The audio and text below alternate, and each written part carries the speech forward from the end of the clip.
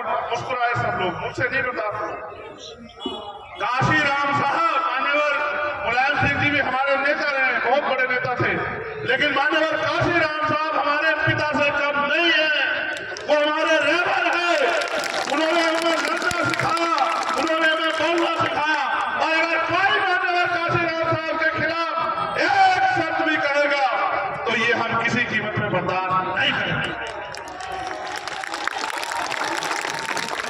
हम किसी के पिता को गलत नहीं कहते। हम भारत के संविधान को मानने वाले सभी धर्मों का सम्मान करते हैं, आर्टिकल 25-26 को समझते हैं, लेकिन अगर कोई हमारे पिता का अपमान करेगा तो हमसे बुरा उसके लिए कोई नहीं होगा।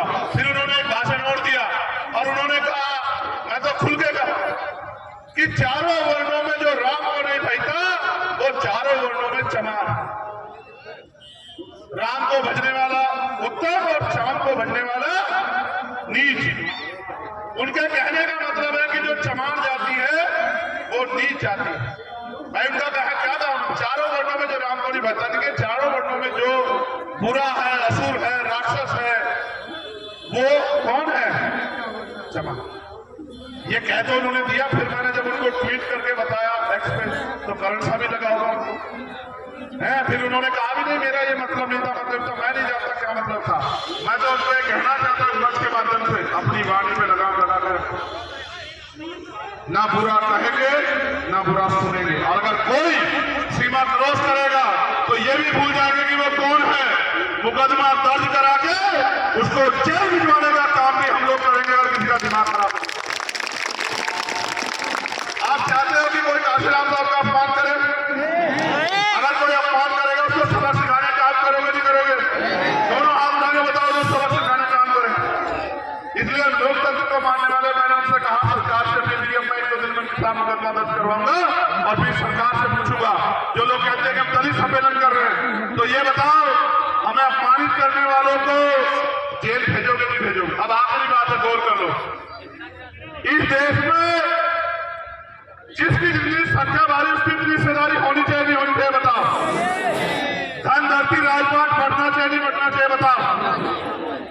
तो फिर ये महसूस करो कि आज देश की पिछड़ी, अति पिछड़ी दलित जातियों को, आदिवासियों को मिल क्या रहा। मेरा ये मानना इस देश में 100% आरक्षण होना चाहिए। कितने परसेंट? जिसकी इतनी संख्या वाली उसकी उतनी हिस्सेदारी। मैं स्वर्ण समाज का सबसे बड़ा हितैषी हूं। क्या हूं स्वर्ण समाज का हितैषी? कैसे? वो बार बार कहते हैं कि भाई हमारा हक छीन रहा है। मैं उनको कहना चाहता हूं आप हमारा साथ दो। जिनकी 15% आबादी है उनको 15% हिस्सेदारी हम लोग दिला के रहेंगे। इस देश में कोई उनकी हिस्सेदारी छीन नहीं सकता। लेकिन जो 85% की हिस्सेदारी है वो भी हम 85% लोगों को दिला के रहेंगे। इसलिए हमारा मानना है कि जातिगत जनगणना होनी चाहिए। 52% पिछड़े वर्ग के लोगों को 52% आरक्षण की व्यवस्था होनी चाहिए। होनी चाहिए नहीं होनी चाहिए?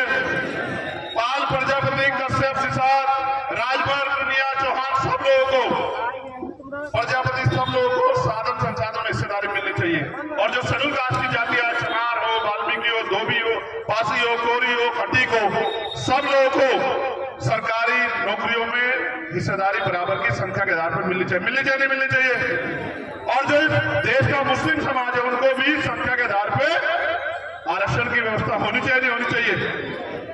तब जाके इस देश में जब सब लोग एक मंच पे सब लोग होंगे, एक ही दफ्तर में सब लोग होंगे, तब सबकी बात होगी। इसलिए मेरा मानना है कि 100% आरक्षण होना चाहिए।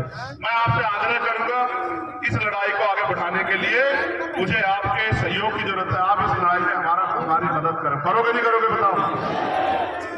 बहुत बहुत धन्यवाद, बहुत बहुत आभार। जिन साथियों ने ये कार्यक्रम किया उनका धन्यवाद और माओ बहनों का धन्यवाद। बस इस लड़ाई में एक जना मैं कमजोर हूं क्योंकि मेरे पास राजनीतिक ताकत है।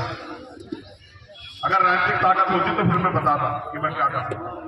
मैंने आपको बता दिया कि मैं क्या करना चाहता हूं, लेकिन मुझसे राजनीतिक ताकत दूर रखिए भी आप। अगर आप वो राजनीतिक ताकत हमें दे दोगे तो फिर आपको किसी के आगे हाथ फैलाना, कोई किसी बहन बेटी का अपमान, कोई किसी गरीब की कमजोर की हत्या, किसी भाई को पढ़ने के लिए किसी तरह की परेशानी नहीं होगी, किसी को इलाज में कोई परेशानी होगी। एक समता मूलक समाज बनेगा जो भाईचारे पर आधारित होगा, और जाति विहीन समाज बनेगा। मिलजुल के हम इस देश में तरक्की करेंगे और भारत का नाम दुनिया में मजबूत करेंगे, सोने की चिड़िया बनाएंगे, सम्राट अशोक का भारत बनाएंगे। आप इस लड़ाई में मेरी मदद करोगे नहीं करोगे बताओ?